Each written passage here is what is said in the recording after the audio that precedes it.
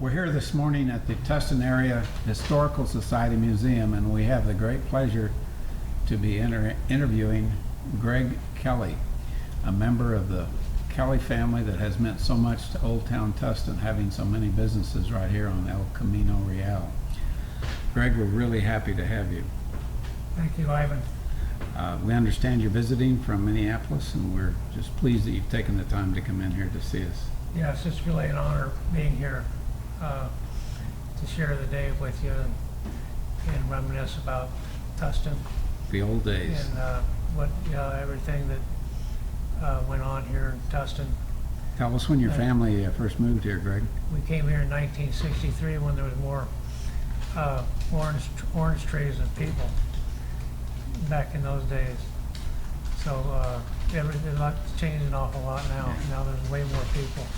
We happen to have here an aerial map with exactly that date on it, and it does show almost all orange trees instead of cities. Your family was unusually large. How many siblings did you have, Greg? I have 11 other brothers and sisters, 7 sisters, and 5 brothers. Wow. Oh, 5 of us. Good sized family. 12, an even dozen, as my mother would say. And when they moved here, you were how old? I was 11. 11. Moving here to Tustin. Tell us a little bit what it was like to be 11 years old and where you went to school and things like that. Well, it was moving from Long Beach to here. It was moving out to the country, and so it was very rural. And we loved to play out in the orange groves, and just to smell the orange blossoms, it was really special to just be a part of that time, and seeing the smudge pots in action and working, and seeing how that agriculture was so big at that time in this area. And then one by one, the orange groves were taken away, developed into housing tracts, shopping centers, and that's progress, and that's Orange County, and that's what all happened here. Now, when you moved here, the Marine base was active, right? Right. Yeah, I started out there at the Marine base when I was about 12 years old, delivering newspapers, the Orange County Register. The Orange County Register. Oh, That's yeah. great. And that's when the Tustin News had its own independent paper, of course, right here in Tustin. But the OC Register was the big paper then, and so I would deliver the paper into the barracks, and into the O Club, into the EM Club, and the mess hall. That was the most fun. That's great. In the mess hall, they just seeing those Marines, and I was close in age to them, so many of them were only like 18, 19 years old themselves. But So you were just 12, right? I was only 12, so they were like my older brothers. Now, did they have to have a subscription to the paper, or was the Register being friendly to the Well, I'd have military extra anymore? papers left over every day, and then I would sell them outside of the mess hall. Oh, Then they would give us a tip, so Oh. a quarter was the pay. So the list price on the paper was a dime. a dime. So then they would give us a tip of 15 cents. They give us a quarter. Wow. So that was Big money for a 12-year-old that in was good 1963. back then. Yeah. And to see the Marines in their starched uniforms, and we had so much fun with them. And this was right during the, right during the peak of Vietnam, and I just remember vividly one day, everything got really serious. I looked out the window there at one of the barracks, and there are all these Marines. They're all lined up in all their uniforms and gear, and it got really serious. They're going over to Vietnam. It wasn't Disneyland. They were going to Vietnam. Serious times. Yeah. Now, did you ever get to go inside the hangars? Oh yeah. Oh. But not too much. They wouldn't let kids run around in there. But they're pretty awesome for a 12-year-old. Yeah, just the size of They're them. pretty big for an adult. Yeah, they had the they had another club, the Sergeant's Club, I think, was real close to the hangars. And, but it seemed like the sergeants, they had their own barracks too, but they didn't like us kids. For some reason, I don't know. They did not like us hanging around, coming near their space, their barracks. But the enlisted men, because they were so young and everything, they were fun. And sometimes they would walk in there and they would pretend like to ambush us. You know, like they had guns, and they would pretend like they you know, ambushed us. And so it was just kind of funny, fun times. That's great. I'm sure 1963 was a time that downtown Tustin was quite small compared to today.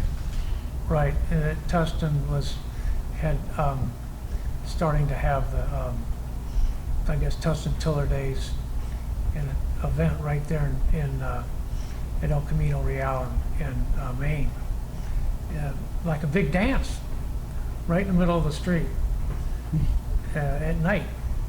I remember that. That's great. So it was just mischievous kids and just, you know, roaming around all over the place. Sure. Now, Tiller Days has been a big event for a long time, still is. Yeah, I back when maybe 15 years ago, 20, I sponsored a model car contest there at Tustin Tiller Days for about 3 years. Held right there at Columbus Tustin Park, and that was a lot of fun. A lot of people had a great time. They would bring their car models over there and you know, try to win a prize. So that was back about 15 years ago when I That's had great. that. Now, back in '63, the 5 freeway was in existence, but the 55 was under construction, right? Yeah, when 55 freeway, well, it was a road, Newport Road, then intersected, and it was a stop sign right there. You would just go across the street before any of the freeway. Things have changed. Big time. Yeah. Tell us a little bit about your education in the early years, where you went to schools. Yeah, when we started out in Long Beach, there in a subdivision, big, huge subdivision. That's why this is so different moving here to Tustin. Where'd you start school here when you moved here? So I started at Columbus Tustin Intermediate School, and they were great teachers there at Columbus Tustin. And many of them I kept in contact with and years later, and after I started my hobby shop. And so I would have model classes, and I got to know many of the teachers even later That's as they great. were starting to retire. You know. So, And you went to Tustin High for a short while. yeah, I was there at Tustin High for 6 months, and that was really fun going there, because I knew a lot of the kids there already from living here in Tustin. And so then I transferred back. My mother had a devastating brain hemorrhage, so we all had to help her out. So I had to transfer to Tustin High for 6 months, and then I transferred back to Mater Dei for my senior year. Now, after you graduated from high school, did you immediately start your hobby shop, or was there some? I worked in factories for about 2 years, and I found that to be probably my best education I ever had, because I was working, you know, on the other side of the tracks, if you will, getting to see another side of life and everything, and seeing what that was all about. And I was always very appreciative to have a job back then. I thought, if I don't like the job, I'll just go somewhere else and find another job. And so I was always appreciative of that, to even have any job. And it wasn't much pay, but it was a job. And I learned a lot. And back at that time, I was always going to schools where there was no shop classes, and everybody was going to be a lawyer or a doctor. And so working in the factories was the first time I worked with my hands, and I enjoyed it so much that I started my hobby shop.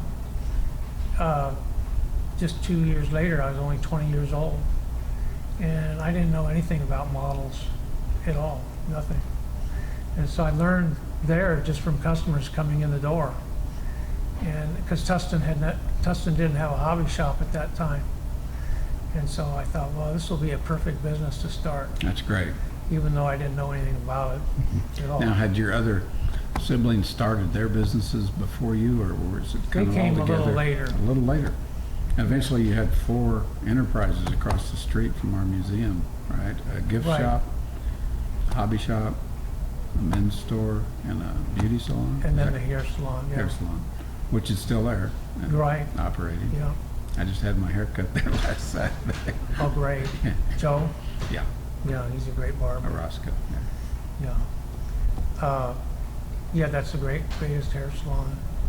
Real ease back Cozy. and real cozy there, fireplace. So in the winter, you can have a nice fire going. And John Kelly still has his enterprise, your brother, and he has cigar outings every now and then that I've attended. Yeah, out of the cigars, but he still does the tuxedos. So he's still busy. During with all Sip and that. Stroll, though, I think people gather over there to have a cigar smoke during Sip and Stroll. Yeah, Now, you had the hobby shop for how many years? 43. 43 years. Yeah, And you made a lot of things yourself, one of which we're looking at here, which is a model of an A&W root beer stand. And this is a model of something that existed in Old Tustin, right? yes, the A&W stand was located right there, Newport Avenue and Irvine Boulevard, for many years.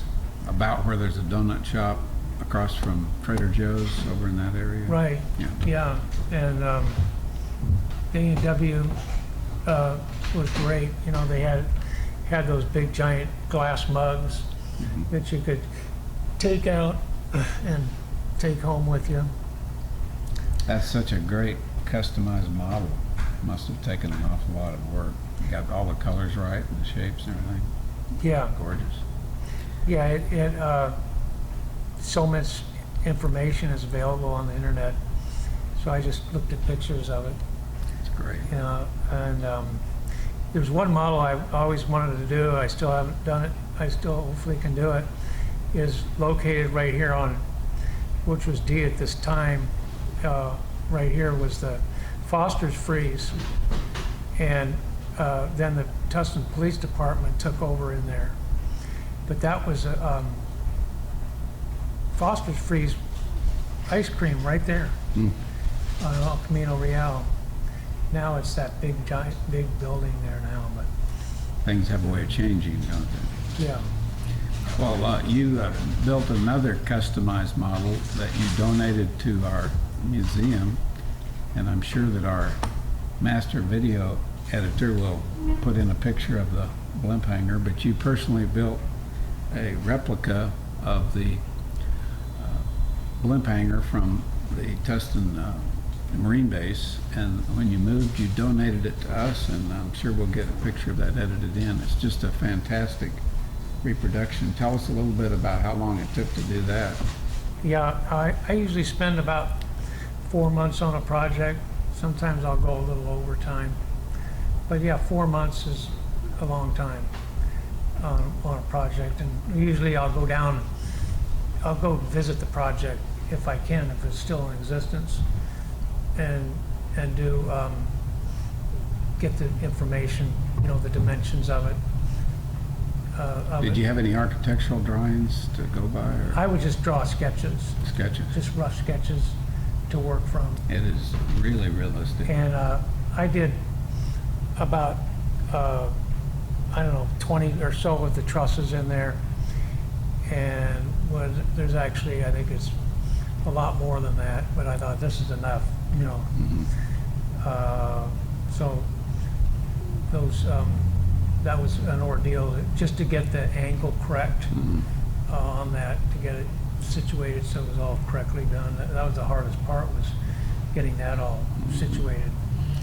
Well, being a docent here in the museum, I always make sure that I point that out to people. And the hangars are still a very prominent part of the Tustin landscape. Everybody's interested in them, and I sure love to see your model. Now, tell us how you built the blimps.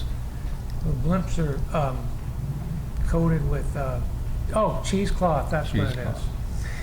Yeah, to give it kind of that rough textured look. What's under the cheesecloth? Balsa? Balsa, Balsa. yeah, balsa. So they took a while to make, get them all.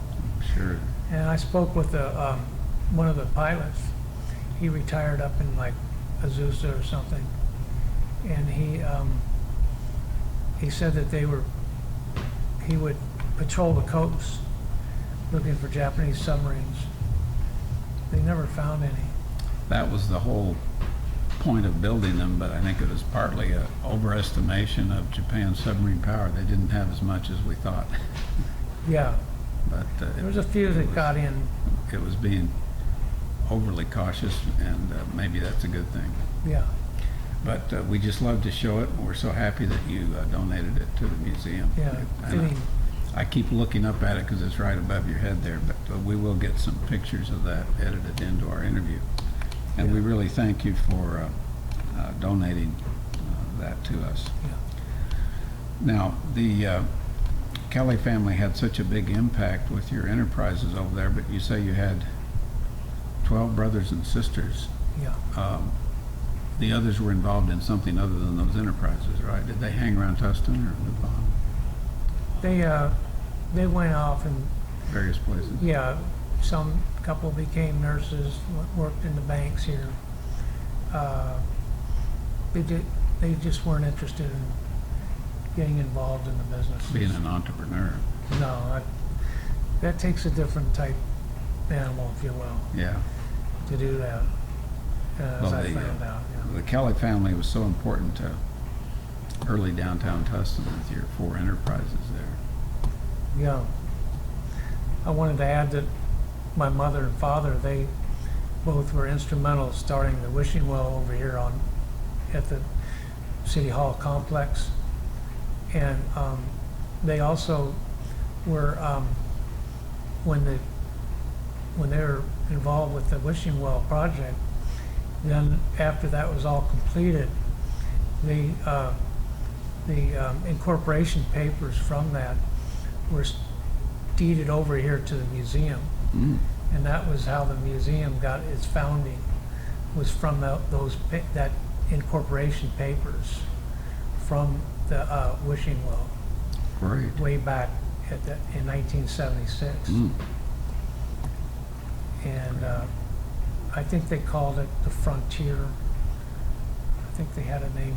Each thing had a name for it, like the wishing well, and then there was the Frontier, and they all had a name.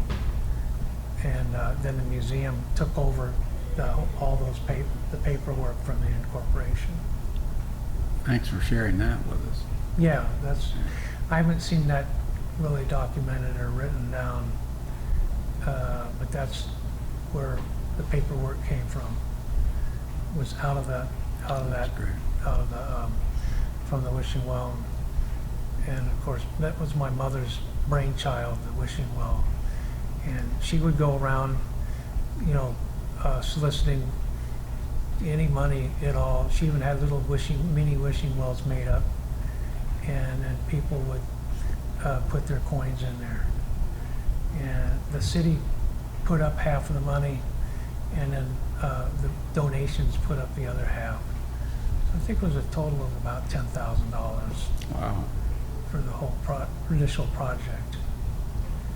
And then a Santa Ana wind knocked down the well, the top, 30-some years ago, and then it was rebuilt. It was just wooden, and the wood rotted from the water from the well hitting the sides.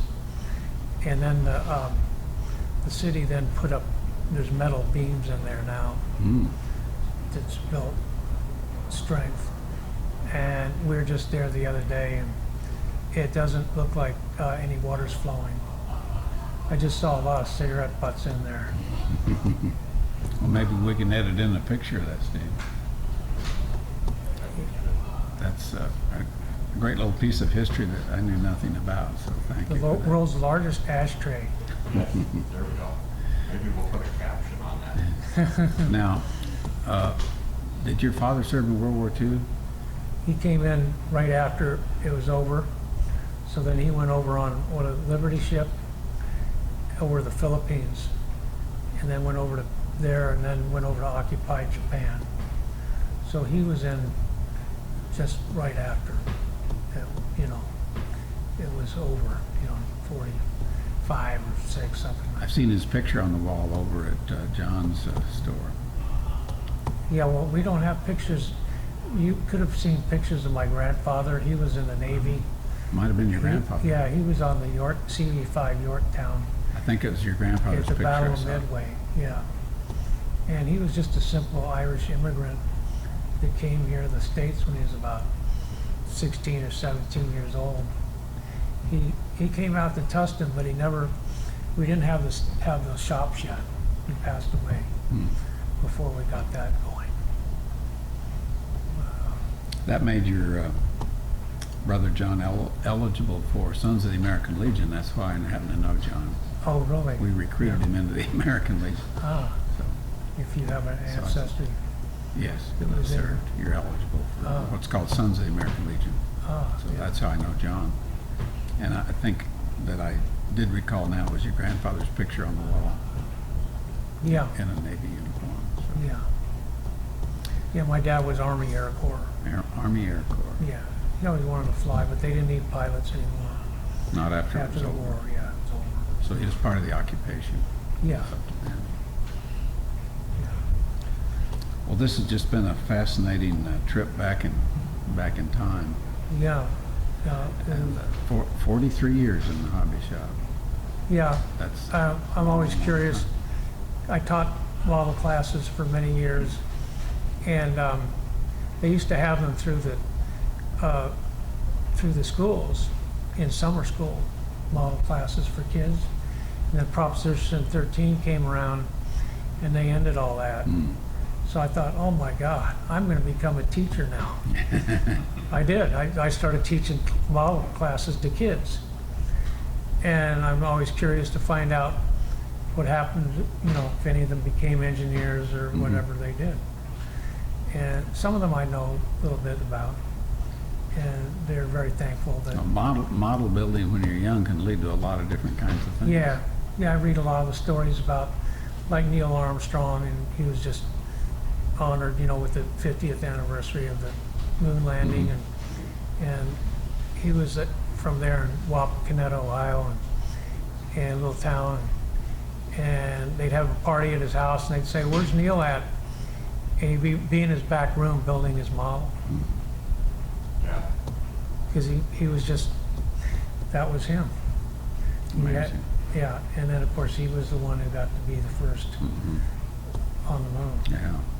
And I think you told me that you had some teenagers come into your hobby shop and build stuff that people could sit there and watch them building them. Right, I called them model technologists, and so for them it was like a scholarship, and they were able to build their model right there when people would walk in the door, and it was a good accomplishment for them, and then back in those days we'd have little gas engines, so they put the little gas motor on it, and then we'd fly it in the parking lot next door.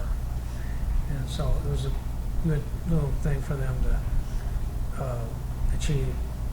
And then they could do that, take it to school and show and tell That's great. at their regular school. Fantastic way to promote your hobby shop.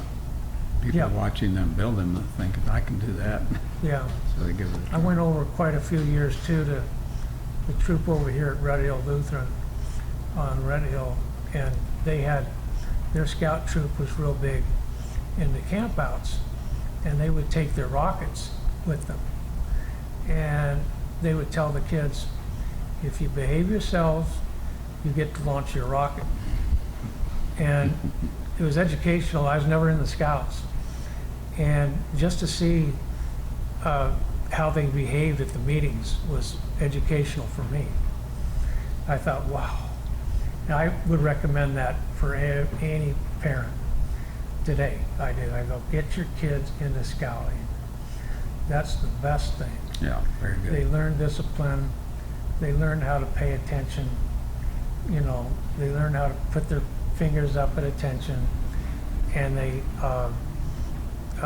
it teaches them an awful lot about respect. And then when they go to regular school, they excel there. So they learn to pay attention to the teacher, and And they become patriotic, they're very patriotic. Yeah, for America, and respect for the flag. yeah, and this way those great Americans and scouting I promote, and It's a very great thing, and of course they have it for girls too, yeah, Girl Scouts. we never taught the girls model building. It's a boy thing. Yeah, I guess so. I don't know. Yeah, working with your Yeah. hands and building stuff. I built models when I was young out of balsa wood and paper, but it seems like there was a movement towards simpler plastic stuff that you just glued together. I like the old balsa wood and Yeah, putting the paper over it. yeah. There's still interest in both types, the balsa and paper, and then of course plastic.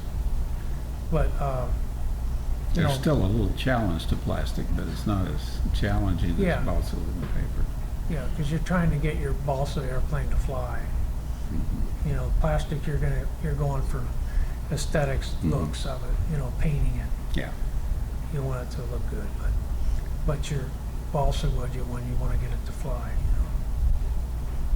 So Well, what a contribution you've made to Tustin Society. 43 Thank you. years of helping kids get started with model building, and it's just a tremendous contribution from your entire family, for which we are all today very grateful. yeah, And we've really enjoyed this chance to yeah. I wish I could chat with you. open up a hobby shop in Minneapolis, but my health just can't. Wouldn't be able to do that.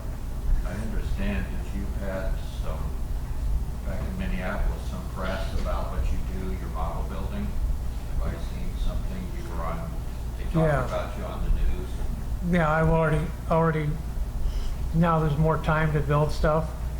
So I built a model of the Saturn V out of toothpicks. I just had that out at the Minneapolis State Fair. And then also I did a model of the stadium where the Vikings play football. And the Vikings really liked it. And they even made a plexiglass showcase for it Wow. and put it on display at two of the games there. Wow. Yeah, and That's a big deal. yeah, they did, and they're real nice to Dana and I, my wife Dana and they gave us tickets to the game, and one game we got sick, we couldn't go, so it was too bad. But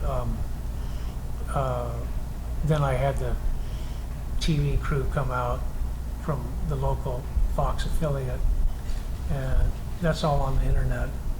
Anybody that wants to see that interview. I'm sure our masterful editor will get a link to that. Steve wouldn't do that, We can do that. so we'll Yeah. have people link to that. That's And great. So it's a different type of they like to work on wood a lot because there's a lot of wood there. So they do wood a lot of people like to work with wood, and not as much plastic. And there's a lot of lakes there. A lot of I lakes. just discovered over 10,000. Yeah, So Yeah. maybe model boat building is popular. yeah.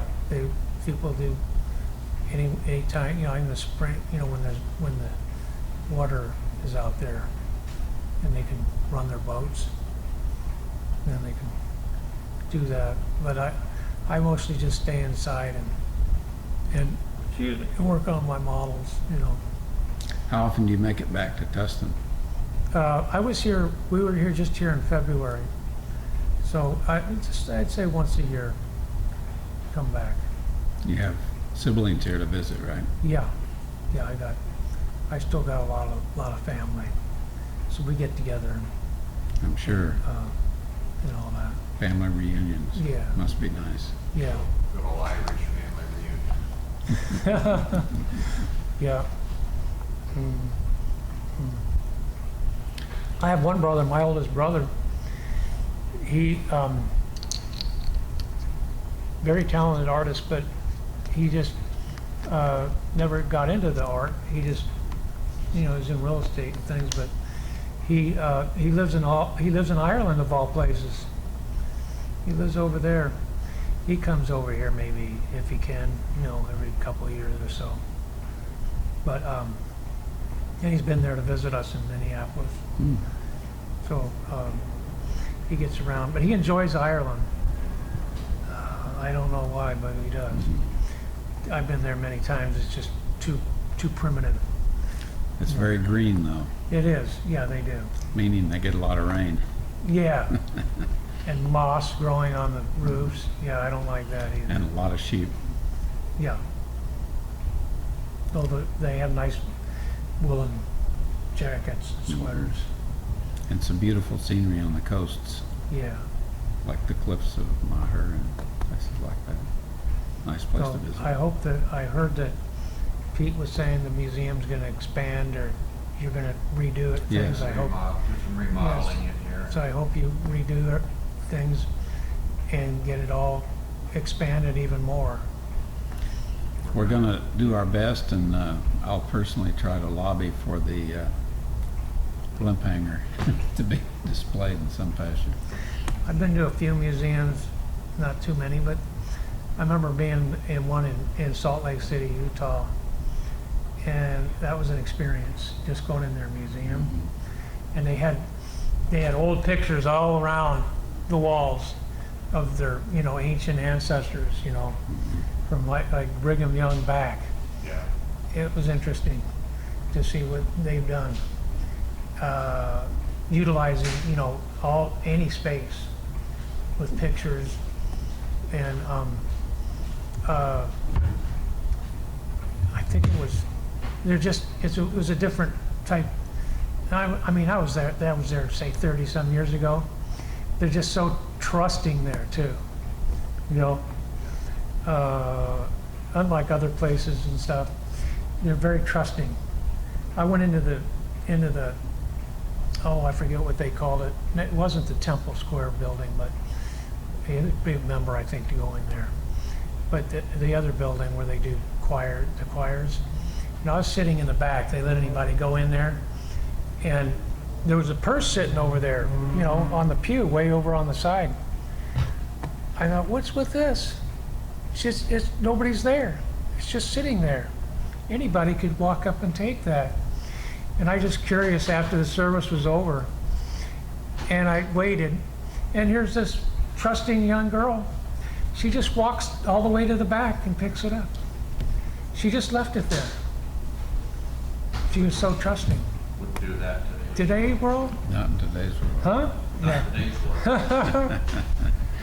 Not in today's world. You're gonna get panhandled going in and panhandled out. Things have changed. Yeah, Well, we've really enjoyed talking about the what I'd call the good old days, yeah. and it's been enlightening about some things that we didn't know about. Yeah, And, Dana, she puts up with everything. and we're happy She to have likes it. Dana here. I'm very proud of my testimony. Yeah, Thank you. well, you should be. Once again, Greg, this has been a real pleasure. Enjoyed it very Yeah, much. Ivan, thank you very much. Yeah, it was real Thanks for fun. bringing your wife Dana, and she got to hear all this too, and we really appreciate it. So thank you very much, and